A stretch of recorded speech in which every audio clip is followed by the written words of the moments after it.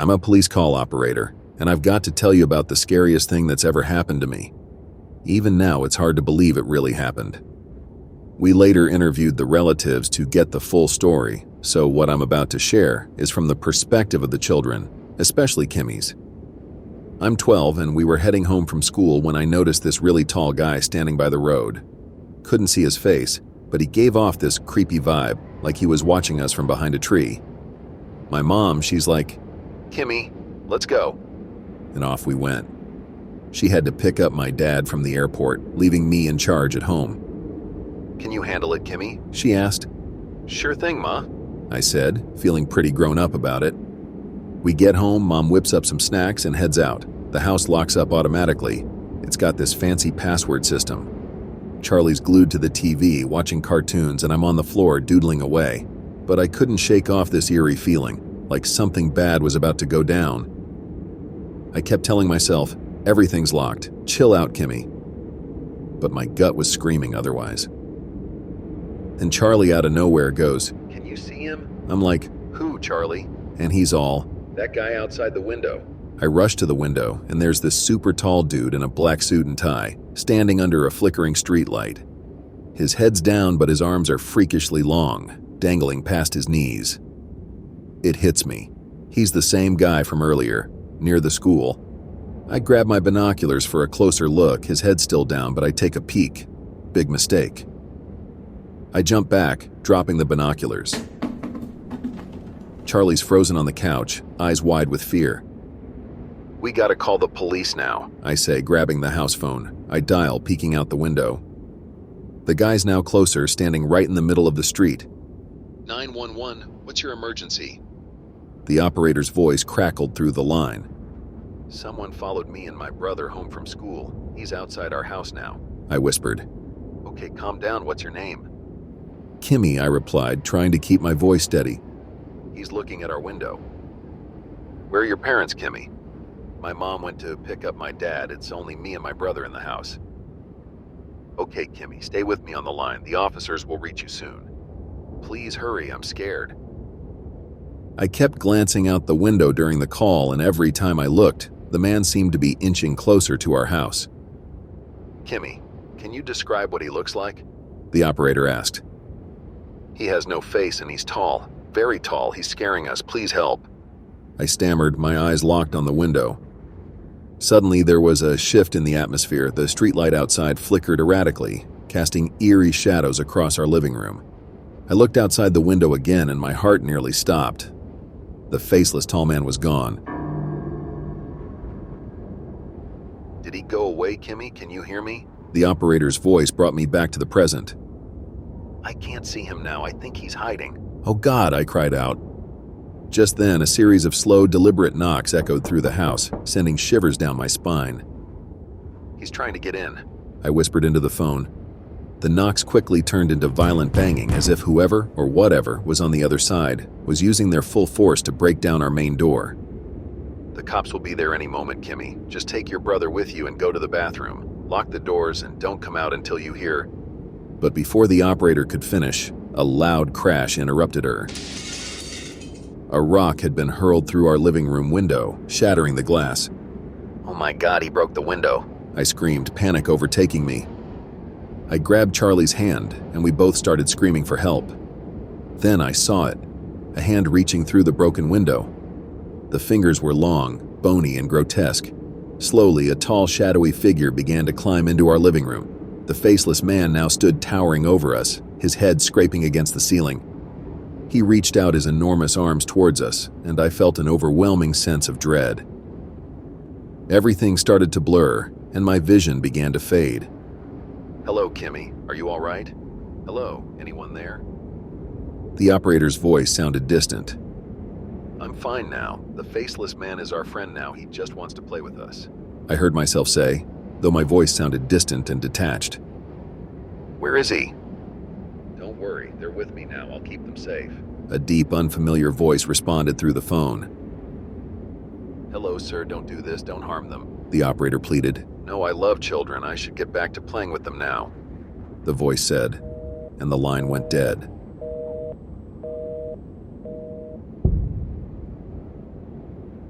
Back in January 2017, I had this spine-chilling experience that still haunts me. I was home alone when it all began. This guy in his car pulled up right next to me, offering a ride. I politely declined, saying my house was just around the corner. Little did I know that brief interaction would lead to something so unnerving. The very next day, I noticed the same car parked outside my house. It was sickening. The car kept showing up, day after day, just watching. It felt like the guy had some sort of fixation, and it was downright creepy. Things took a darker turn when he confronted me again. This time, he came up with a flimsy excuse about needing help at his house. I wasn't falling for it and firmly refused. But this guy, he was relentless. Later, in a different car, he left a note in our mailbox. The note was bizarre, repeating his request for help, and he even included his phone number. It was like he was trying to lure me into something. I didn't dare call the number. Instead, I reported him to the police. The police investigated, but they quickly let me know that legally, he hadn't really done anything wrong. So, they said there wasn't much they could do. That's just great. Are they waiting for me to get hurt or snatched or something? Here I was feeling threatened and scared in my own home, and there was nothing the law could do to protect me until something actually happened. Being home alone during this ordeal was terrifying. I kept checking through the windows, half expecting to see him lurking around. The feeling of being watched was overwhelming, and I couldn't shake off the fear that he might be planning something sinister. That night, the fear I felt was on a whole new level. I heard the familiar sound of a car pulling up outside, and through the curtains I saw it was him again. My heart was racing as I watched him step out of the car. He had this cautious, almost predatory look as he scanned the area before making his way to my front door. In a panic, I quickly turned off all the lights, hoping to give the impression that the house was empty. But what happened next was something straight out of a nightmare. He started knocking on the door, each knock louder and more desperate than the last. I was rooted to the spot in fear, my mind racing with questions. Should I hide? Should I confront this creepy guy? The knocking intensified, turning into a relentless banging. I could hear his voice muffled through the door. I know you're in there. Then he said something that made my blood run cold. I love the way you pickle in front of your bedroom mirror. My heart dropped. How the fucking hell did this creep know I pickle in front of the mirror? It was close to the window, but he shouldn't be able to see it. Panic surged through me. This wasn't just some random stalker. He had been watching me, observing my private moments. The realization hit me like a ton of bricks. I felt exposed, vulnerable. My own home, which was supposed to be my sanctuary, now felt like a glass house with this man peering in. I backed away from the door, my mind a whirlwind of fear and confusion. I needed to act, to protect myself, but I was paralyzed by the thought of this man knowing intimate details about my life. The situation had escalated from creepy to downright dangerous. I felt like a trapped animal. Unsure of what my next move should be, the banging continued, growing more aggressive by the second. It was as if he was trying to break down the door with sheer force. I considered calling the police, but my phone was in the other room, and I was too scared to make a move. Suddenly, the banging stopped. The silence that followed was almost more terrifying. I cautiously peeked out the window and saw him walking back to his car. Before he stepped into his car, he paused.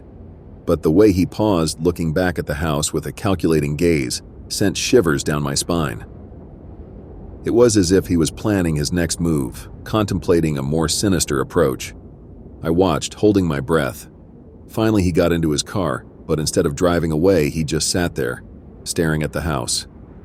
I was paralyzed with fear, wondering what he was waiting for. After what felt like an eternity, he finally started the car and drove off, but the relief was short-lived. I knew this wasn't the end.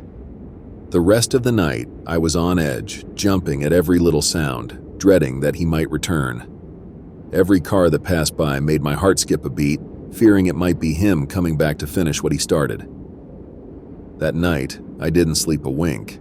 The fear of him returning, of what he might do next, haunted me. It was a clear reminder that sometimes the most ordinary moments can turn into your worst nightmare. and the feeling of safety in your own home can be shattered in an instant. This wild thing happened to me when I was about 18. I was living in Iowa City and had just lost my part-time retail job because the company was going broke. My folks were like, "You gotta pay rent or we kick you out." Tough break, I know. I was scrambling to find a new gig. Also, I was juggling college part-time, which didn't make things any easier. Weeks flew by and I was still jobless. Then, out of the blue, a buddy of mine calls up. He's heading out on vacation and needs someone to watch his dog. His usual sitter had moved away, and he was kind of desperate. The deal was $600 for 3 days of dog sitting. Not a fortune, but hey, I needed the cash. So, I said yes. His dog, Jim, was this super cute saddleback German Shepherd, total sweetheart. I get to his place, and there's this list of doggy do's and don'ts.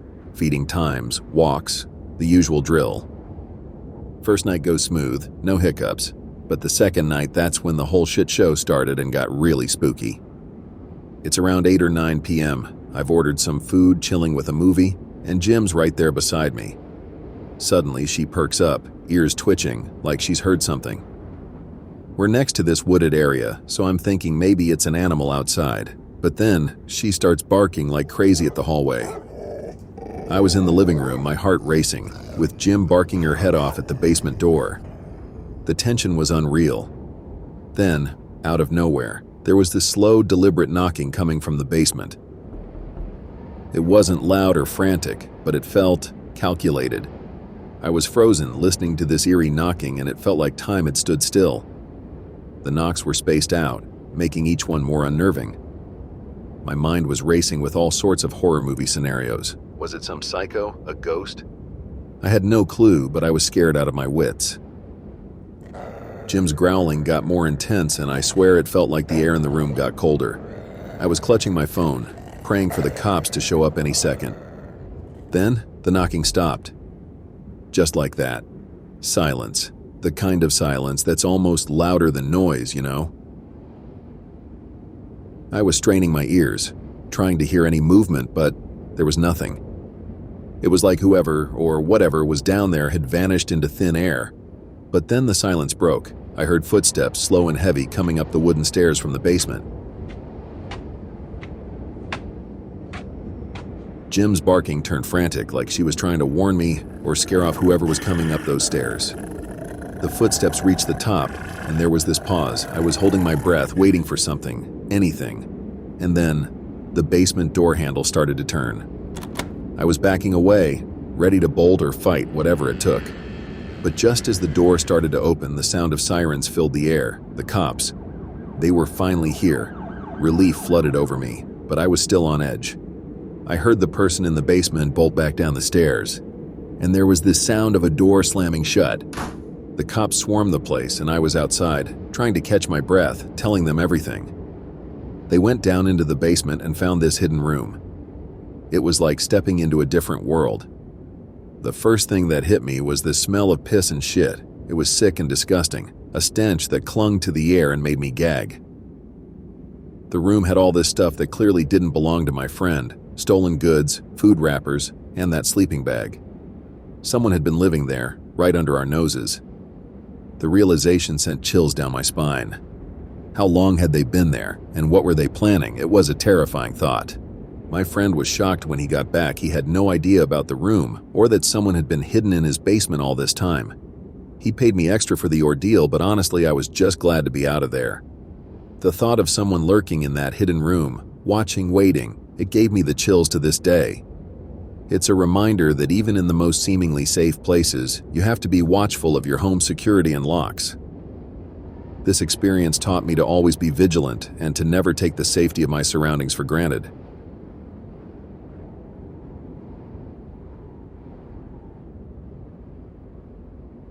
This all went down about 2 weeks ago, right after I moved into my new apartment. I'm Sarah, by the way, 32 years old and living solo. I had just finished unpacking, which didn't take long since I don't have a ton of stuff. One day I'm heading out to work, grabbing my bag and keys, and I spot this lady walking towards me. She's probably in her mid-40s to 50s, looking like she's had a rough time. She's got these big bags under her eyes, and her voice is all raspy from smoking a lot. She's like, "Hi there, you must be the new neighbor." And I'm like, yeah, just moved in a few days ago. Then I notice she's hiding something in her hands and she's super eager to show me. She's got this big, kinda scary smile and her teeth are all messed up. She's like, I want you to meet someone, and whips out this weird-looking doll. I'm just trying to be polite, so I'm like, "Nice to meet her," and make my excuses to leave for work. She tells me to call her Emma as I hop in my car and drive off, but I catch her in my rearview mirror, holding that doll and staring at me. Gave me the creeps, honestly. The day at work was pretty uneventful. Nothing particularly special happened. I remember my thoughts kept drifting back to Emma, especially that doll she showed me. It looked strange, like something straight out of a horror movie. Just thinking about it gave me the chills. It had this eerie, almost lifelike quality that was unsettling. Anyway, nothing noteworthy went on, so fast forward a couple of hours. It was around 5 p.m. and I was driving back to my place after a long day at work. My mind was pretty much on autopilot, just thinking about dinner plans and maybe unwinding with some Netflix. As I pulled into the parking lot of my apartment complex, I wasn't expecting anything unusual, just another regular day winding down. But then, as I drove in, something completely unexpected caught my eye. There was Emma, the lady I had met earlier, and she was sitting right in the middle of the road. And she wasn't just sitting there, she was playing with that odd doll she had shown me earlier. I remember sitting in my car just staring in disbelief. What on earth is she doing? I thought to myself.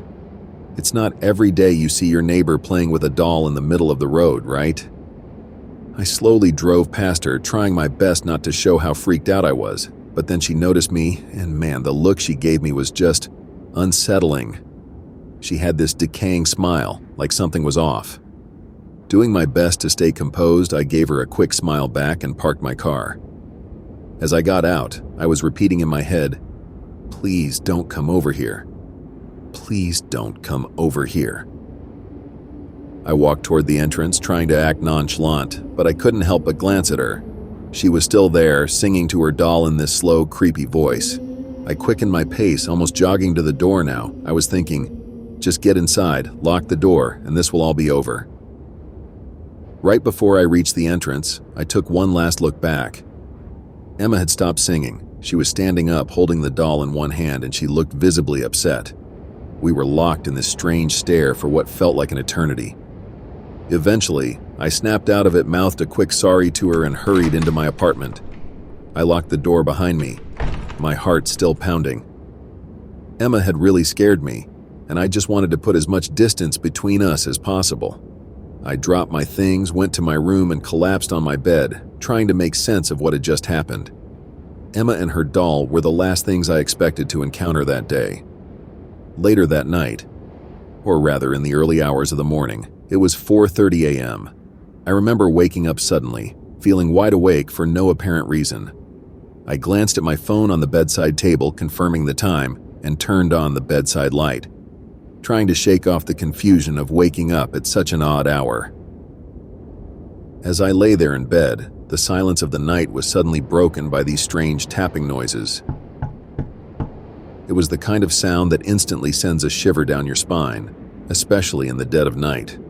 I was really scared, but also frozen, unsure whether to investigate or just stay put, hoping it would stop. For about a minute, the tapping continued, and then I heard something that sounded like shuffling and a faint whisper. It was one of those moments where your heart is racing, and every little sound feels amplified. The fear was building up inside me, but I was still too scared to move from my bed. Then, as suddenly as it had started, everything went quiet. Those 5 minutes of silence that followed were probably the longest of my life. I was lying there, too scared to even breathe loudly, when out of nowhere my front door slammed shut with such force that it made me jump out of bed. That loud bang was the final straw. It propelled me into action, and I started checking every room in my apartment, trying to figure out what had just happened. I remember thinking, am I going crazy? Did I really hear that? The last place I checked was the bathroom. I hesitantly looked in the shower, half expecting to find someone hiding there. But what I saw wasn't a person. It was that goddamn weird-looking doll. Seeing it there, I realized who had been in my apartment. It was Emma's doll. I couldn't understand why she would break into my place just to leave this doll in my bathtub. It made no sense at all. And that's when the full weight of the situation hit me, how odd Emma really was and the potential danger she could pose. The next morning, I was still trying to process everything that had happened. I checked all the doors and windows in my apartment. Turns out, my bathroom window was unlocked. I'm kicking myself for that. I go talk to the apartment manager, tell them the whole crazy story, and they're super understanding. They even offer me a free month's rent if I stay. A week goes by, nothing weird happens, and then I hear Emma's been arrested. Apparently, she confessed to breaking into my place, but then got all angry and denied it. The cops had to arrest her. I was so relieved, threw out that creepy doll, and just tried to move on with my life. Never want to go through something like that again. Living in Dark Hollow, just a stone's throw from Pittsburgh, was a mixed bag. The place was gorgeous, full of lush greenery and charming old houses. But man, having the Ward family as neighbors was like living next to the cast of a horror show. They were the kind of folks who could turn any normal day into an episode of Twilight Zone. Winston Ward, or Win as he liked to be called, was the head honcho of the family. My interactions with him were mostly during my teen years. As a girl, I got this special kind of attention from Win that was just off. He was overly polite, but in a way that made my skin crawl. It was like he was being nice, but with an ulterior motive. There were times when I caught him giving me these looks that were downright predatory.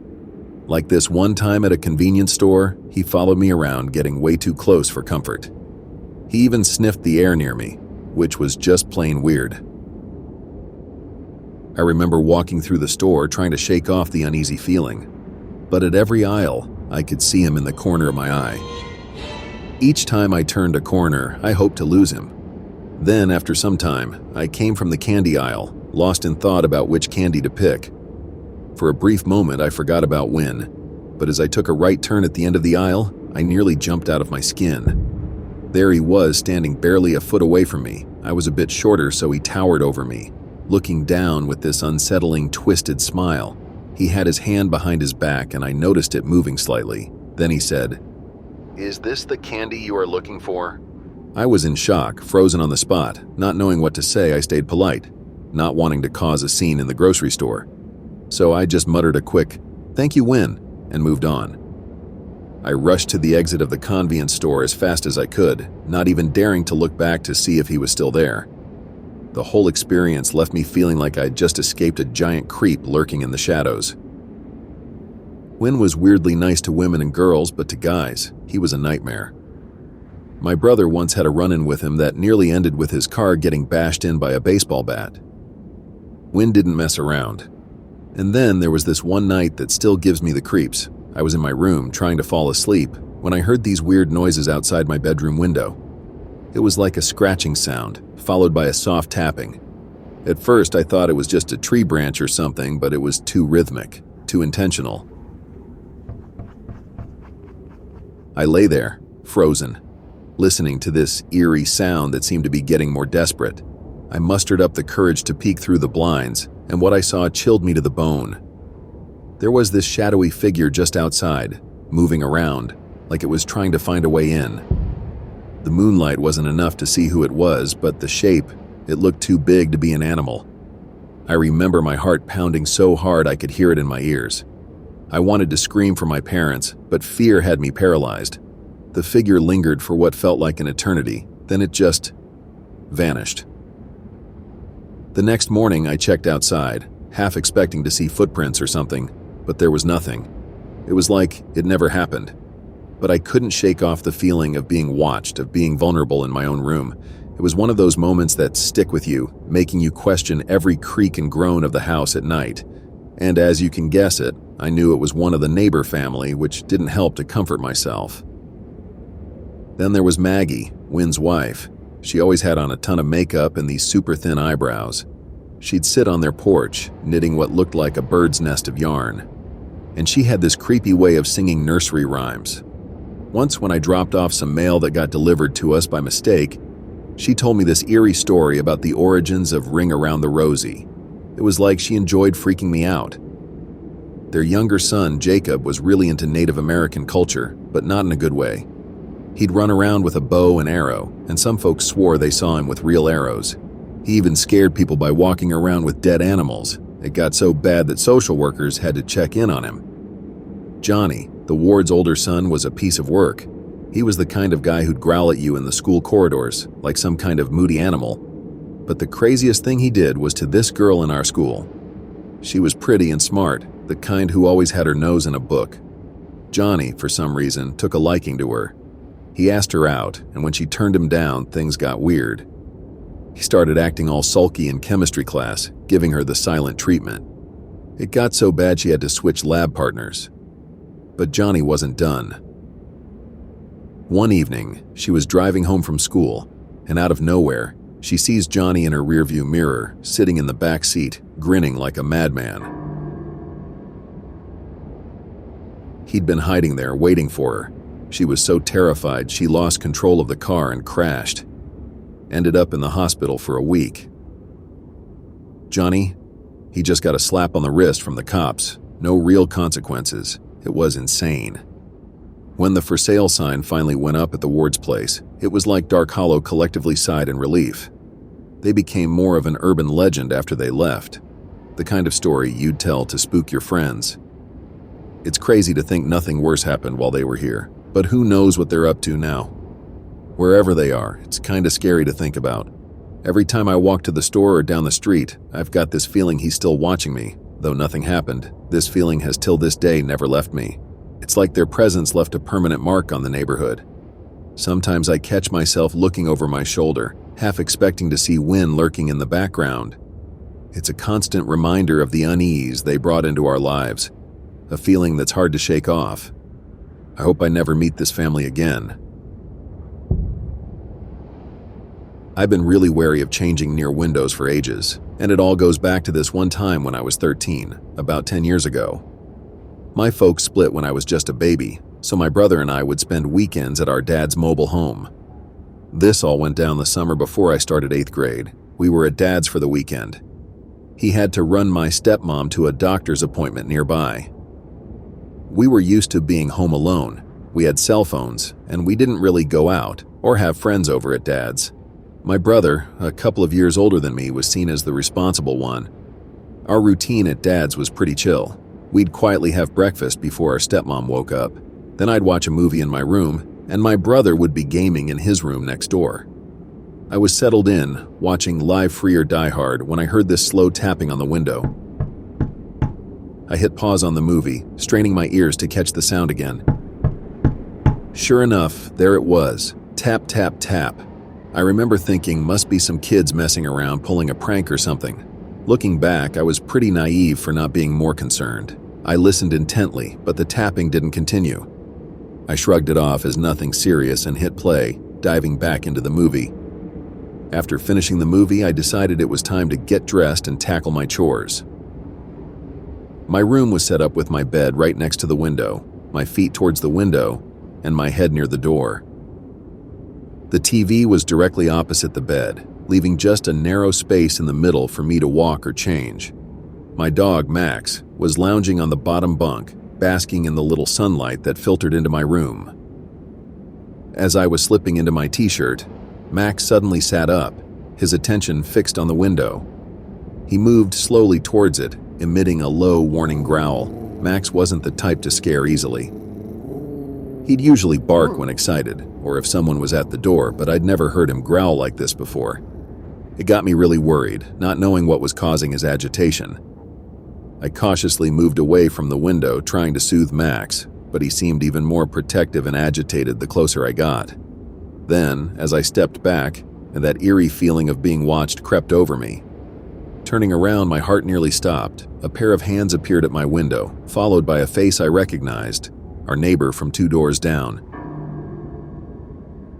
He'd always given me the creeps, and now I knew my instincts were right.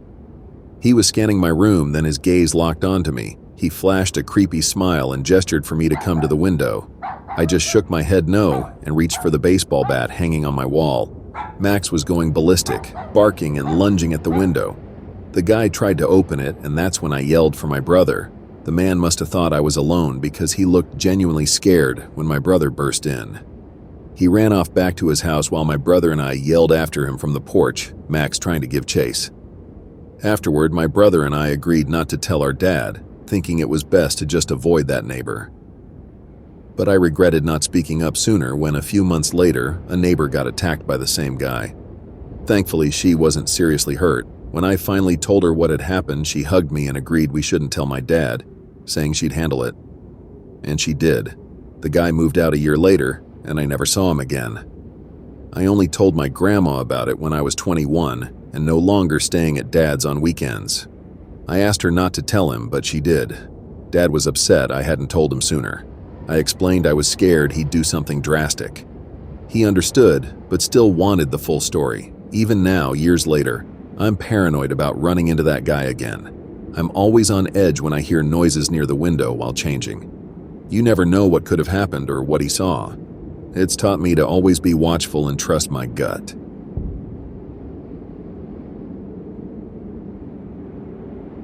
This happened amidst the 2020 lockdown. I used to work in a publishing house as a graphic designer, and my office instructed most of the employees to start working from home. I live alone in a small house. The place I live in is known for its quiet and safe environment. At least that's what I used to think. It was a hot summer night. I was going through tremendous work pressure with a tight deadline. My house has a moderately sized living room with an open kitchen area. My bedroom is upstairs. And there's a guest bedroom beside it, which I actually turned into my workplace. My boyfriend and I planned to move in together, hence we rented this house. But before we could officially move in there, the coronavirus outbreak took place and I was compelled to live alone in that house. Beside my house, there was another house. A middle-aged married couple lived in it. They were always fighting and arguing, though I could hear the woman scream at her husband every night. Even though pretty much everyone was annoyed with this family, no one ever dared to confront them. I was just hoping everyone wanted to stay out of the fights just like me, but avoiding trouble is obviously not the way to solve it. It was a Saturday night, and I was talking to my boyfriend, sitting in my living room. We were obviously upset about not being able to see each other. The weather outside was cloudy in the afternoon, and a thunderstorm was going on outside now. I was pretty surprised to see how awfully quiet the neighboring couple was. I mean, usually they start yelling at each other in the afternoon, but that day there was pin-drop silence. I finished the call with my boyfriend and then went to the kitchen to prepare dinner. Within 5 minutes, the rain picked up and it started to get really heavy. This sudden strike of lightning spooked me a bit. I was chopping vegetables and the power even went out. Alone in a new house amidst a thunderstorm was enough to unsettle my mind, and now with the power cut, I was pretty disturbed, if I'm being honest. I lit up a candle and started to search for more, just when I heard a knock on my door. I was thinking whether I should open the door or not, just when another huge lightning struck nearby, almost making my ears numb. I walked close to the door and said in a hesitated voice, "Who is it?" No one replied, but again I heard the knocks. I said in a loud voice, "Who are you?" A man replied in a panicked voice, Ma'am, I live next door. My wife is not feeling well. Can you please open the door?" I recognized the man's voice. I've heard that same man's voice screaming at his wife several times. I opened the door, and a flash of lightning made me see his face. The dude was literally sweating. I could tell from his face that something serious had happened. I asked in a worried voice, "What happened?" The man replied, "My wife isn't feeling well and I need to get some medicine for her. I can't leave my dog alone in the house. Is there any chance you could keep an eye on him until I come back?" I thought for a second, but the man wasn't asking much, so I couldn't say no. I agreed, and the man brought in his dog. It was honestly a really cute dog, but I don't know why the dog was acting strange. Every time the man tried to grab the dog, it kept straying away from him. I was confused. Seeing a pet acting against his owner was not a common occurrence. It was quite evident that for some reason the dog didn't like that man. I took the dog inside and locked the door. I watched the man driving away in his car. What worried me most was that he left his sick wife alone, but was insanely concerned about the dog, even though the dog hates him. I didn't think much of it and got busy cooking dinner again. The storm was growing heavier and louder. I guess there must have been a huge short circuit, which is why the entire area had lost its power. I finished my dinner and even gave the dog some food to eat. Now my bedroom window is faced towards the bedroom window of that man and his wife. I took the candle upstairs and stood near the window. Even though the house was in complete darkness, the flashes of lightning were showing the bedroom in glimpses. I could see their bed and that someone was lying on it. I thought it was his wife and was probably just sleeping. My sense of curiosity has always been quite low, so I just went to bed and gave the dog a place to sleep beside it. I don't exactly remember what time it was, but I woke up hearing a strange sound. I got up on my bed and went to the window, and that's when I saw two people standing in the bedroom of my neighboring house. The storm had stopped by now, but the power hadn't come back on yet. With the sound of voices, I figured it was a man and a woman. I realized the man had come back, and it must have been him and his wife. I looked at the clock and saw it was 10 p.m. I was leaving early the next day to meet my boyfriend, so I thought it would be easier if I just returned the dog right then. I was about to go wake up the dog just when I saw something weird happen in the couple's bedroom. The man and the woman were carrying a third person out of the room. I got closer to the glass just to have a clear look, and just then the power came back on, causing the room's lights to flick on. That's when my stomach dropped in fear. I saw the man was indeed the husband, but the woman he was talking to was not his wife. It was a completely unknown woman I'd never seen before. Both of them were carrying a person on their shoulders. I could easily make out that the third person was that man's wife. Her throat was slashed badly, but her blood had dried. It was evident from the look of her body that she had been dead for hours now. They didn't see me watching them, but suddenly the dog barked and the man started looking straight at me. Our eyes met, and he rushed out of the house. At that moment, I didn't know what to do, but out of fear and panic, I too ran downstairs. I knew this man had realized that I now knew his secret. I knew that if this man caught me, there was no way I was getting out of this situation alive. I was a witness of his wife's dead body. I got to the main door and heard the man banging on it. He said in a loud but panicked voice, "Ma'am, I just came to get my dog. My friend is here to help me take my wife to the hospital. We might stay there for a while, so I would appreciate it if you open the door and return my dog to me." I was positive whatever he was telling me was a lie. All he wants now is for me to open the door so he can silence me like his wife. I responded telling him I was going to call the cops and I knew the whole situation. The man banged on my door even harder and replied, "You're misunderstanding the situation. Why don't you just return my dog and mind your own business? Open this door right now." I double-locked my door so that the man couldn't enter. I then dialed 911 and reported the incident. I was panicking, but as soon as I hung up the call, I heard footsteps running away. Out of my window, I saw the man and the woman hopping in the car and driving away at high speed. When the cops came, they were nowhere to be found, but they did discover the wife's dead body laying on the bedroom floor. The entire story unfolded while the cops investigated the matter. The man was having an affair with the woman I saw that night. They planned to murder his wife and vanish her body without anyone's knowledge. That was why the man made up the story about his wife being sick. He must have wanted to use me as an alibi for going out of his house that night. A man planned to come back during midnight and quietly get rid of his wife's body. He would have then had to come to me to get his dog back and say something like his wife left him or something. And after generating that idea in my mind that he had no knowledge of his wife's whereabouts, he would have moved out. In this period of lockdown, people would have hardly gone out of their houses looking for them. The man would have been successful in his plan if he didn't care about his dog so much. My boyfriend finally moved into the house the next day. It was honestly terrifying to stay in the house next door to where your neighbor had been murdered. The cops are still searching for them to this day, and I can only pray that they get caught soon. I grew up in a small town. My mother worked 2 jobs to support us financially.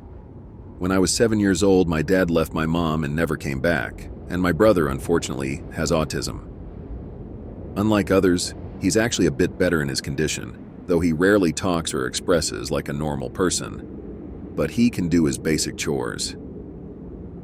Most of the day, he sits near the window and watches the world outside. This incident happened when I was 15 years old, and my brother Jack was 11. My mom was working a night shift on a Thursday, so basically it was just me and my brother. We were kind of used to staying on our own at night because we had no other choice. Our neighbor next door was an alcoholic man. He had a son close to my age, but we often heard the man screaming at his son late at night. This particular night, I was sitting in our living room and watching TV. My brother was upstairs lying on his bed. Suddenly, I heard huge chaos outside. I opened the door and saw 3 or 4 people had gathered in front of our neighbor's house.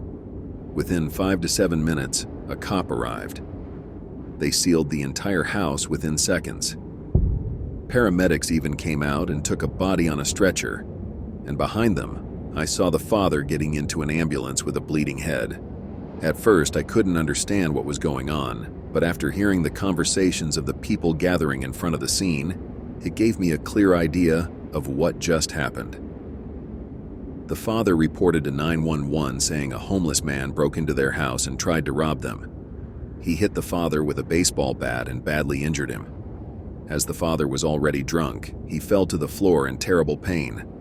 The father saw his son rushing towards the man to stop him. That was just when the man hit his son on the back of the head, and he fell to the floor. A man then stole his wallet and a few electronics and escaped the premises. The cops registered the father's complaint, but after suffering a huge blood clotting inside the brain, his son died in the hospital that night. Our entire town was shook in fear. No one expected such a terrible tragedy. The father arranged a small funeral for his son, and we attended. Everyone paid their condolences to him. A local sheriff assured him that they would find the guy who destroyed his family.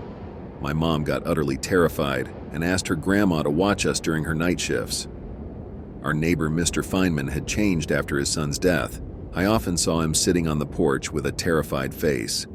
I could tell that he was suffering the trauma of that night every single second. I mean, no doubt it would have been horrifying to watch your son dying on the floor at the hands of an intruder and not being able to do anything. Mr. Feynman stopped drinking after that incident. He pleaded with the sheriff to let him move out, as he was traumatized to live in that house, but the ongoing investigation compelled him to stay back.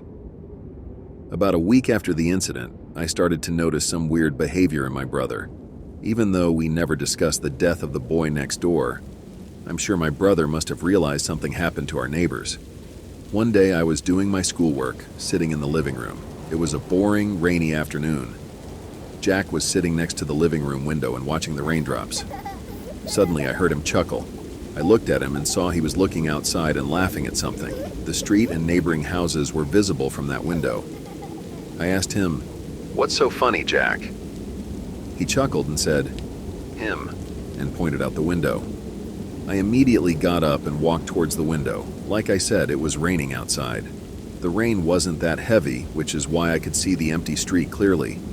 As far as my eyes went, I didn't see a single living creature outside.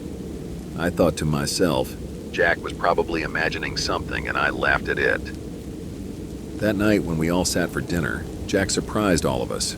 My mom served him some food and placed the plate in front of him to eat, but Jack got up and slowly went to the kitchen. He then brought an extra plate and placed it on the table right beside him. "Why did you bring an extra plate?" my mom said. He looked beside him as if someone was actually sitting on the chair next to him and smiled on his own. I was feeling very odd about his behavior. I said, "Jack, Mom is asking you something." He then looked at our mom and said, "He's hungry, Mom. Serve him too. He's hungry." My mom and I were absolutely stunned by Jack's behavior. My mom replied in a low, calm voice, "Who is he, Jack?" Jack chuckled and said, "My friend William." We just thought that, like every normal kid, Jack had an imaginary friend. So that night we didn't react to his sudden weird behavior as he seemed happy. So we decided to play along with this. Jack often talked and smiled on his own. Whenever someone asked, he said he was talking to his friend William. Things never took a different turn, so Jack's behavior never worried me that way. That was until one night I woke up in my room and heard footsteps going down the stairs. Now, my mom slept downstairs while my brother and I had a room upstairs. I got up from my bed and went to check on my brother. As I opened his bedroom door, I saw it was empty. I rushed downstairs and found the main door wide open. I freaked out and woke up my mom. When we came out of the house and started calling for my brother, my mom was about to cry when we heard a chuckling sound coming from our backyard. We ran there and saw Jack standing under a tree. He was facing his back at us. I said in a broken voice, "Jackie, are you all right?" He suddenly turned towards us. I've never seen my brother like this. His eyes were blood red and his face was filled with pain. He said in a rough voice, "He's buried here," and then fainted on the ground. My brother caught a high fever the next morning. We called many doctors, but no one could tell exactly what was wrong with him. My mom became tense and worried.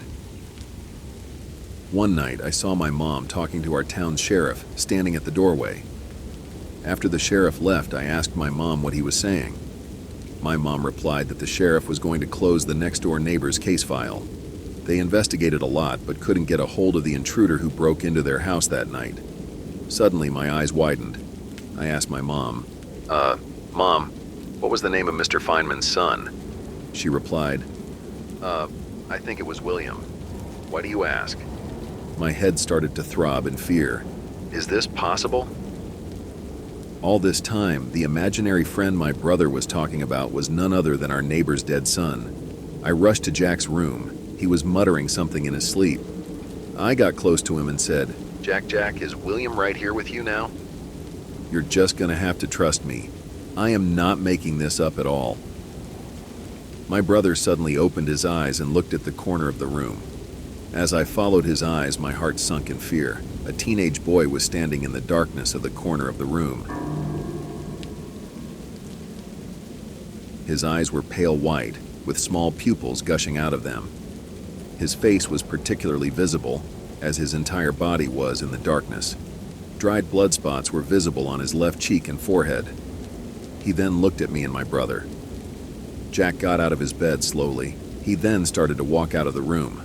My mom was sitting in the living room. Suddenly, seeing Jack walking on his own amidst this fever, she rushed to him, but before she could do anything else, I stopped her and told her everything. My mom and I came out of the house, following Jack. Jack walked toward the backyard and stopped right in front of the tree. This tree was standing in the middle of our backyard, in the backyard of our neighbor, Mr. Feynman. Jack then pointed towards the ground beneath the tree and said, "Dig here," and then fainted to the ground. Without wasting a single second, I told my mom to call the sheriff. She did right away. He came with 3 other police officers. People in our neighborhood gathered in our backyard out of curiosity. In front of everyone, the cops dug under the tree, and what they found still disturbs me to this day. They found a bloody baseball bat wrapped in a bloody cloth, buried under the tree. The mystery unfolded, shocking our town once again. Mr. Feynman murdered his own son out of a fit of drunkenness, but to save himself from the law, he decided to make up the entire story of the robbery. He injured himself willingly to make the situation more believable and even secretly buried the murder weapon.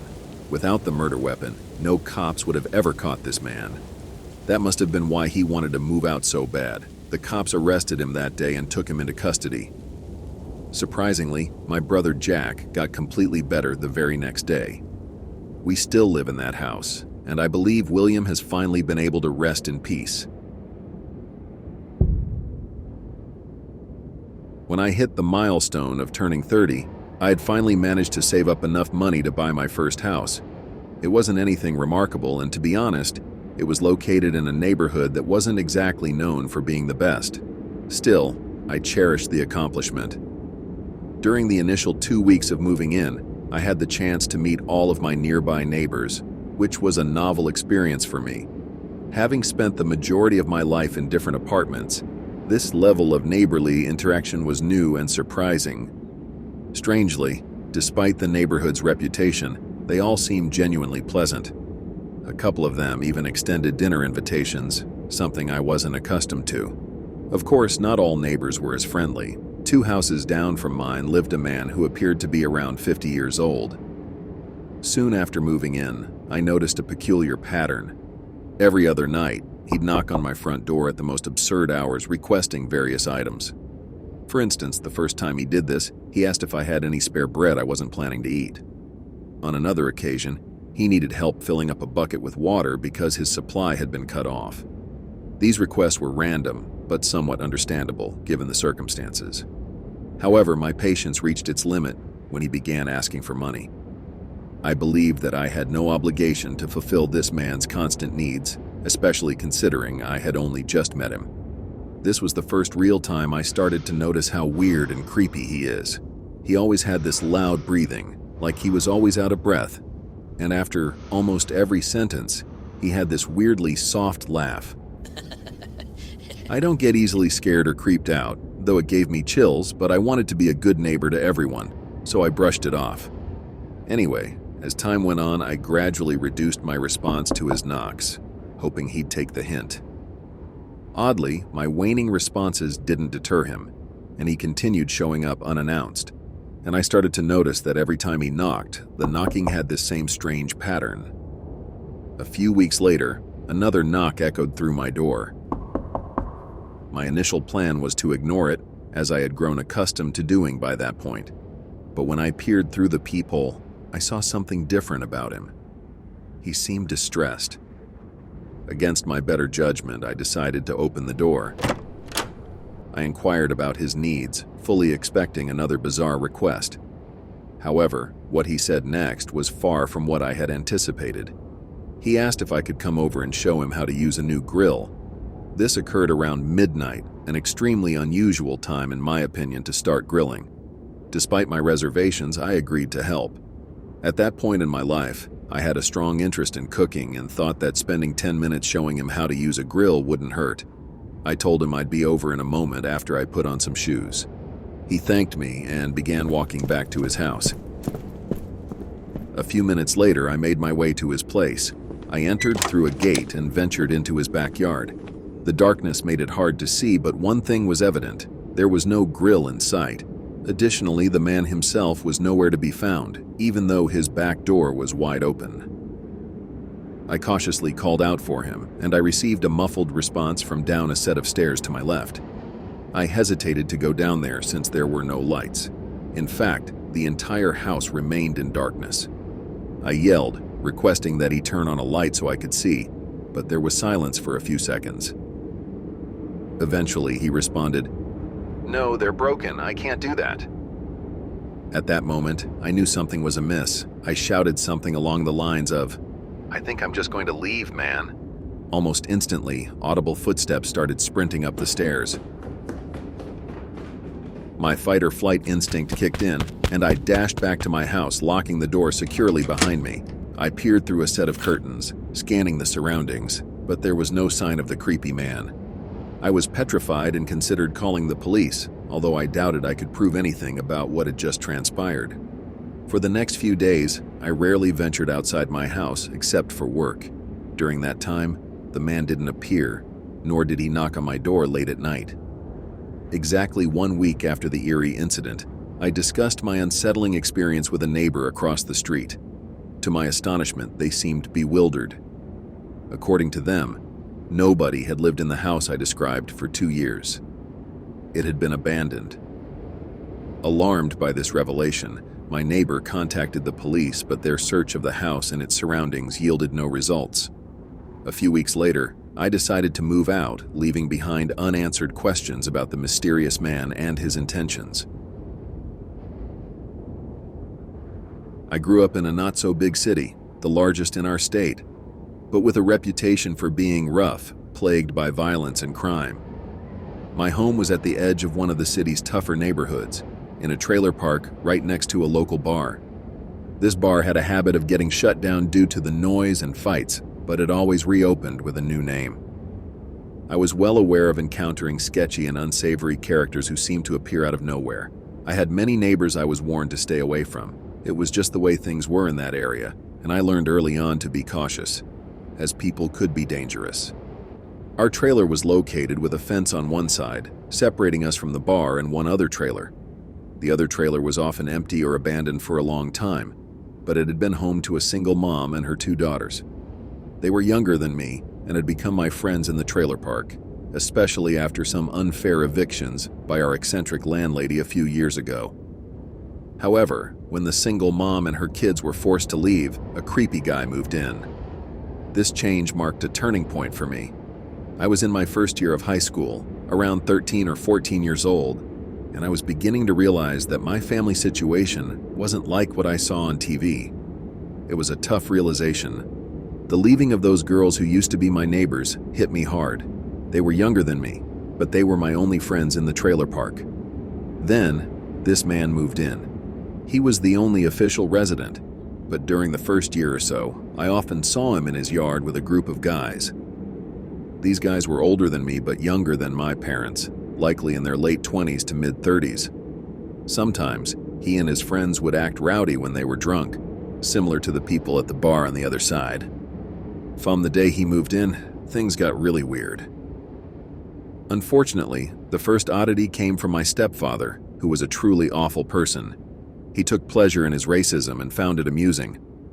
Within about 2 weeks, my stepfather had a 6-foot fence built between our trailers. He didn't want the new neighbor on the tiny strip of our property that had never been an issue before. He reveled in saying mean and hurtful things while we built the fence. Our new neighbor never complained about my stepfather's hate-filled words or the bizarre fence. Instead, he remained polite and would always wave when we came home. This made me feel embarrassed and like I owed this stranger for not responding to my stepfather's hate with more hate, but rather with kindness. Sadly, this reaction led to a dangerous situation. Even before the fence was finished, he and his friends would move closer to the front of his trailer whenever they saw me heading to check the mailbox by myself. Our mailbox was in the middle of the trailer park, and it was one of my chores to collect the mail. They would be inside, on the porch, or in the yard as I walked by, but every time I returned, they would gather in the front yard or driveway. He would greet me, and his friends would simply stare and then laugh. I was no stranger to feeling uneasy around strangers, and my family used to tease me for being overly cautious. However, my gut feelings had kept me safe on many occasions, so I had learned not to be ashamed of my caution. Despite this, I used to feel anxious when I saw these guys, and I thought they were laughing because I appeared scared. Over time, I grew more comfortable saying hello and waving to them. However, they continued to laugh, making me feel increasingly uneasy. I couldn't figure out why they were laughing. Were they laughing at me? My voice? My smile? The way I waved? Did I walk strangely? Most of the time, I just wished they would ignore me. Then one day, as I walked to the mailbox, the neighbor approached me and started walking alongside me. This became a daily routine. He would walk with me, asking questions about my day, school, and other typical topics. I didn't really enjoy it. My gut feeling was always on edge when he was near me. But back then, I didn't trust my own feelings. I had been told so many times that I was foolish for being scared. I kept scolding myself for being overly cautious around this seemingly nice man who had done nothing wrong. One thing to mention is that he never checked his mailbox when we went to get the mail together. If he had, it might have put my mind at ease, as it would have been normal for him to do so occasionally. The nature of our conversations during these mailbox trips began to change. A few days later, we were at the mailboxes again, and then he suddenly said, "Hey, don't tell your dad I said this, but you've got really great legs." I couldn't understand why, but at that moment, I wanted to cry and take a shower. My parents took a long time to realize that I might not be telling the truth when I claimed there was nothing in the mailbox on that day. My mom got angry, thinking I was just too lazy to walk to the mailbox. Finally, I told her the truth. I was scared of the neighbor, and then I shared with my mom what had happened at the mailbox, how he walked with me, and what he had said. My mom found it amusing and thought I was just being silly and shy, getting scared for no reason. She even brought it up during dinner and insisted I tell my stepfather. I hoped that maybe my stepfather would understand my feelings, given that the neighbor had explicitly told me not to tell him. But my stepfather remained quiet for a bit and then said, "Well, you do have nice legs. So what?" I felt embarrassed because it seemed like it was nothing and I needed to calm down. I eventually resumed checking the mail, but strangely the neighbor didn't accompany me anymore. I felt guilty, worrying that I had hurt his feelings. He also wasn't hanging out with his friends as much, and when he was home, he was often alone. Now fast forward a few months. I started seeing him randomly when I was home alone or checking the mail. He would wave and smile at me, making me feel even more ashamed for overreacting. However, one evening while I was taking a shower, my mother banged on the door and scolded me for steaming up the bathroom, claiming it could cause mold on the carpet. So as I had done many times before, I turned the crank to open a small window in the shower to let some steam out. This window was situated near the top, close to my forehead, but it was only about 4 to 5 inches tall and extended along the whole wall of the shower. I had been opening it while showering almost every day since I was 5 or 6. However, you couldn't really see the person in the shower, just their head, and even then, you'd have to be looking closely to notice it. I opened it a little, but then I heard a noise. I looked out and made eye contact with the neighbor right away. I quickly crouched down a bit to hide my head and tried to continue with my shower, but I felt exposed and extremely uncomfortable. A couple of minutes later, I decided to peek out the window again, just to make sure it was just a coincidence. However, he was still there, leaning on his porch railing, and he smiled slowly when our eyes met once more. I closed the window and hurried to finish my shower. I started taking very quick, cold showers to avoid opening the window. Not long after these uncomfortable shower incidents began, he started waiting outside for me when I got home from school. I used to walk home from the bus stop, and he always seemed to be in front of his trailer. Initially, it happened occasionally, but then it became a daily occurrence. He would step into my path and block me from reaching my front gate. He engaged in small talk, just like when we walked to the mailbox. I always replied politely, but also told him that I really needed to get inside and take care of my dogs, who had been alone all day while my parents were at work and I had been at school. Around that time, a girl about a year younger than me moved into the park at the far end. She was friendly, and we had a class together, but we hadn't really talked to each other. That changed one day when we got off the bus, and she asked if I wanted her to walk with me. I was surprised and confused by her offer, but I was also excited because I thought maybe he'd leave me alone if I wasn't by myself. So I agreed, and then she asked if I knew the strange guy who lived next door to me. I felt so relieved that someone else found him creepy, and I wanted to cry and laugh at the same time. She told me that about a week before, she had stopped at the landlord's trailer to ask a question. When she left the landlord's trailer, she saw me walking to my door, and he was just standing there watching. As soon as he noticed her, he started walking with her and tried talking to her, even telling her she had beautiful hair. She told him to go away and then ran all the way home. We came up with a plan where she would walk me to my driveway, and then I'd stay on my porch and watch her until she turned the corner where I couldn't see her anymore. He stopped waiting for us after school eventually. To this day, he hasn't walked with us again, and we both talked to each other about what the intention of the man was. I have a few ideas, but I don't want to make direct conclusions as I'm not sure about it. I am a woman, 23 years old, 5 feet 8 inches tall, and around 130 pounds. This story takes place during the summer before my sophomore year in college. I was on a mission to find an affordable place to live near campus, but all the good-looking apartments I found were way out of my budget. It soon became clear that I needed a roommate to share the rent burden. So I posted an ad on Craigslist, explaining my situation and hoping for a response. Surprisingly, within an hour of posting the ad, I received a reply. It turned out to be an older lady in her 70s. I had initially expected to room with another student from my university, but I decided that as long as they were willing to split the rent, it didn't matter much. Plus, I hadn't received any other responses over the next week, so I took the opportunity that came my way. As the school semester began, Dorothy and I moved into our new place. She introduced herself as Dorothy, a short lady with white hair. She was a bit reserved, but seemed nice enough. I figured we'd coexist without much trouble, so I wasn't overly concerned about the upcoming months. However, over the next few weeks, I rarely saw her. We exchanged small talk in the kitchen from time to time, but she mostly kept to herself, spending all her time in her bedroom. Occasionally, late at night while I was watching TV in the living room, I would hear high-pitched giggling coming from her room. At first, I assumed she was on the phone or something, but I realized I never heard her talking, just giggling. I couldn't fathom what she was up to. And that giggle was creepy, resembling that of a small child, perhaps her daughter if she had one, in her room. Things took a bizarre turn as time passed. Dorothy started coming out of her room just to watch me. She would stand in the kitchen or the hallway, silently observing me while I watched TV or prepared dinner. It was unnerving, and I felt increasingly uncomfortable around her. One night, around 3 a.m., I was awakened by a faint knocking on my bedroom door. It wasn't the type of knocking meant to get my attention, but slow, soft, and barely audible. I called out Dorothy's name, and the knocking ceased instantly. I was sure it was her because I heard the same giggling followed by her footsteps retreating to her room. This incident left me quite rattled. Since I didn't have a lock on my door, nothing prevented her from entering my room while I was asleep. I didn't sleep for the rest of that night.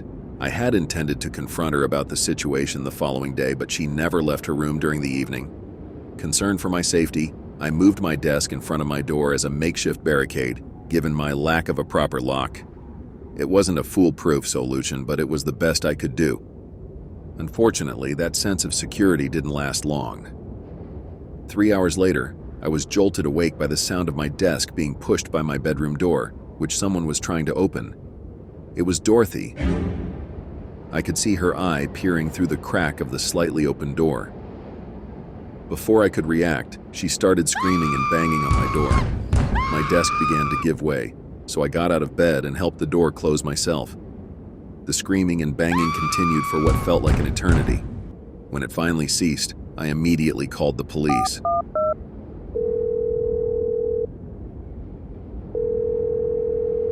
Upon their arrival, I cautiously opened my bedroom door, and what I saw left me horrified. Every single knife from our kitchen had been thrust into my bedroom door. Trembling with fear, I explained the situation to the two officers and directed them to Dorothy's room. She resisted being detained but was eventually taken away by the police. The following month, I moved to a different apartment, this time with fellow students from my university. To this day, I can't comprehend what drove Dorothy to act the way she did. My best guess is that she had a severe, untreated condition for which she wasn't taking medication. But then again, who knows? Perhaps she had genuine intentions to harm me in my sleep. Thankfully, due to my precautions, I never had to find out.